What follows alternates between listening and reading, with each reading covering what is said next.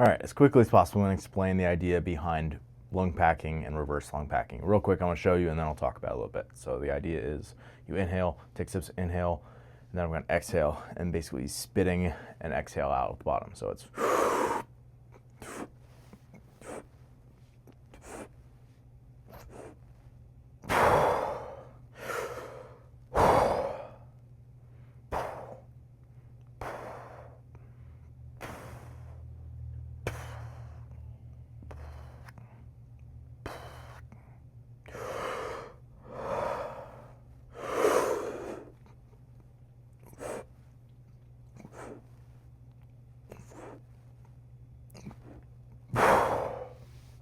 so looks kind of weird.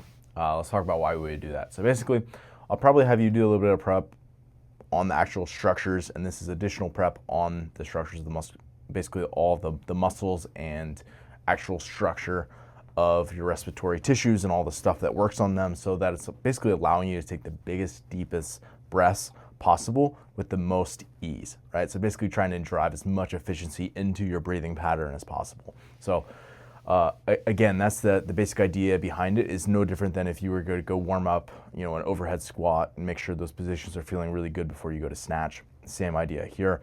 If we're going to be, taking advantage of the most range of motion of the intercostals and diaphragm and all of those tissues, we want to make sure we can access those range of motions as easily as possible, and that's what this is allowing you to do. So probably do some like posterior rib mobility work, so like foam rolling on the lats and basically like trying to get into the ribs and create some motion there. Probably do some like gut smash, so basically like working on the diaphragm and trying to get that mobilized with something like a squishy small med ball or something similar to that.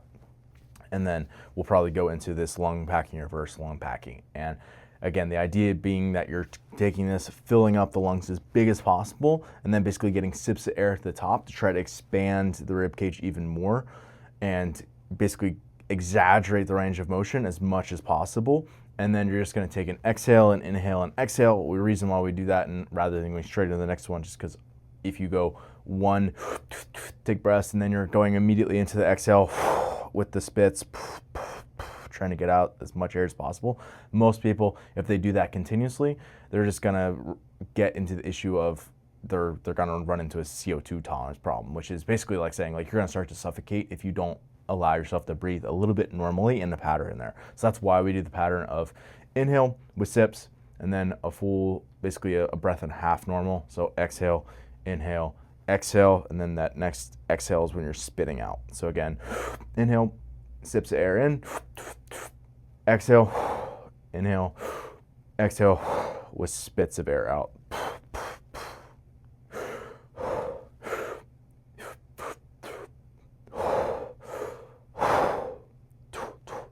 Right?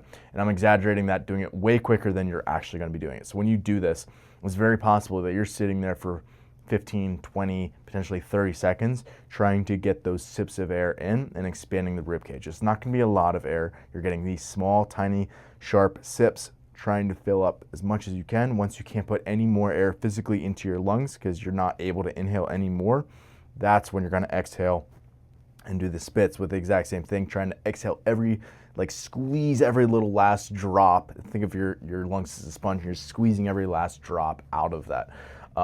When again, you're trying to drive as much exhale as possible. Once you're not able to spit any more air out, let it all rush back in and do it again. So again, we're only doing this for about a 2-minute process. It's gonna be a little bit weird the first couple times you do it.